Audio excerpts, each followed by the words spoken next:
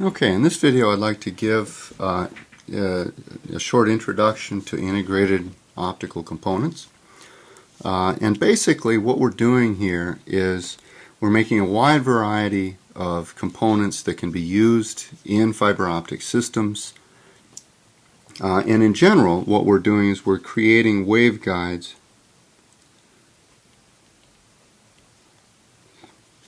on a substrate. So we've studied the slab waveguide, which is sort of an idealized infinite slab, and let me adjust the lighting here. And what we're going to talk about now is a more realistic configuration where we have some sort of a substrate. It could be either a crystal, for example, a quartz crystal, or very often a silicon wafer or a germanium wafer or an indium gallium arsenide wafer. And what we're going to do is we're going to create waveguides at the surface of this. Okay, so for example, we're going to create this region where we have a higher index of refraction.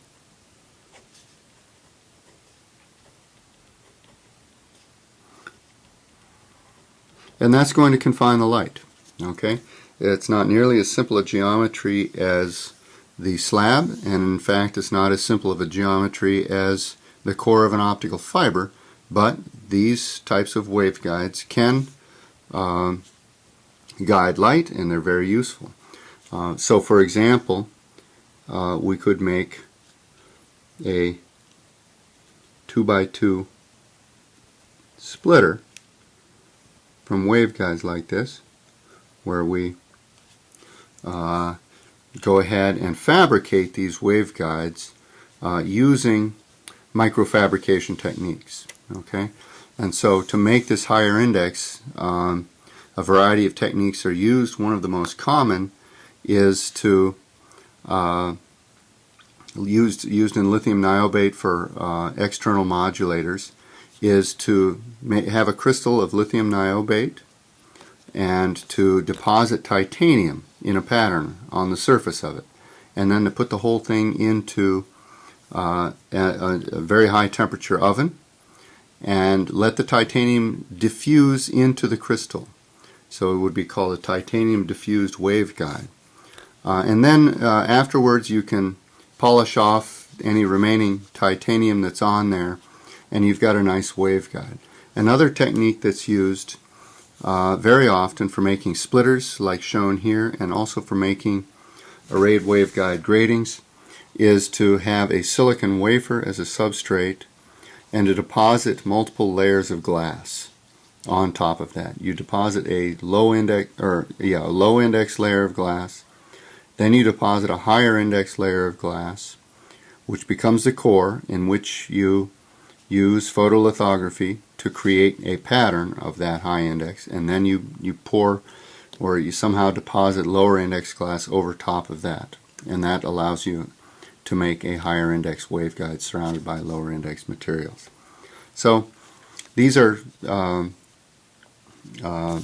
couple of typical examples, and what we do is we connectorize these things with fiber pigtails. It's called a pigtail, I don't know why.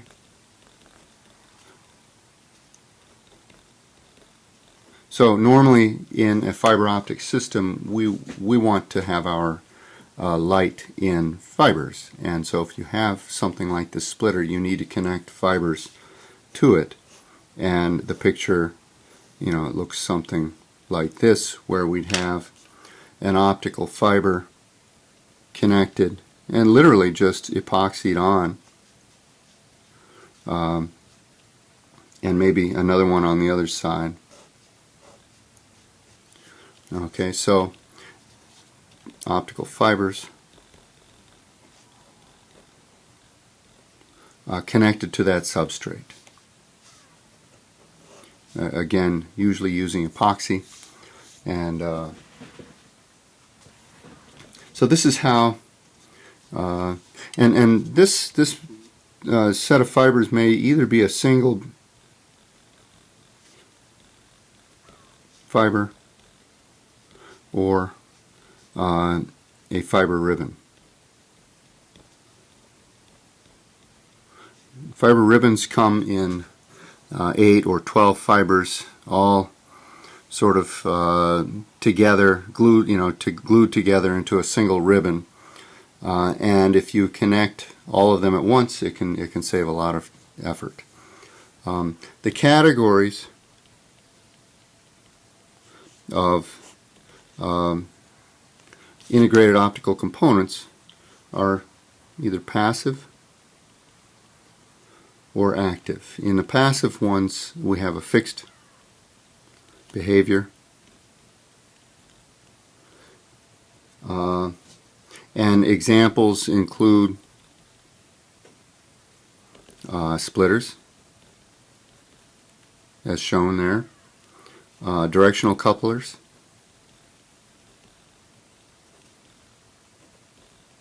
which I'll show you in another slide shortly, and also AWGs. And AWGs are arrayed waveguide gratings, and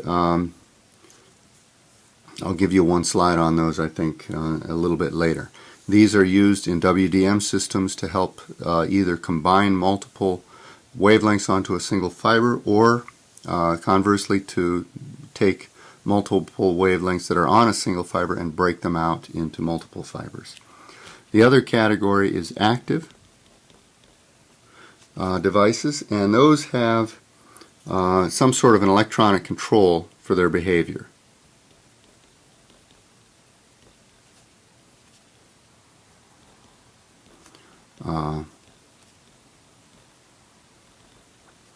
And some examples include Mach-Zehnder modulators,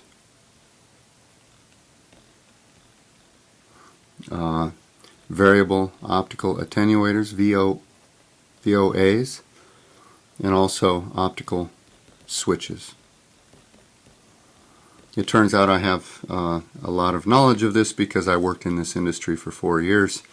2 years working on Mach-Zehnder, on optical switches, VOAs, Mach-Zehnder devices, and especially AWGs, but also splitters and couplers.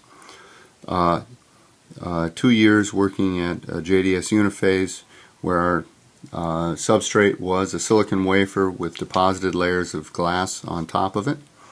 And I also spent 2 years working with lithium niobate crystals and titanium diffused waveguides, creating Mach-Zehnder modulators.